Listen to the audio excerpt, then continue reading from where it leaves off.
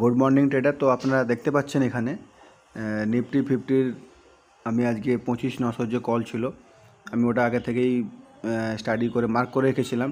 আমার টার্গেট ছিল যে প্রাইস অ্যাকশনের উপরে কাজ করা 200 মানে 122-এতে গেলে আমি নেব। তো অলরেডি আমি 122-তে এসে ওখান থেকে আমি মার্ক করে রেখেছিলাম। আর ওখান থেকে দেখুন ঠিক কতভাবে আপনার প্রাইস রেঞ্জটা কতখানি ঠিক উঠে চলে গেছে দেখুন।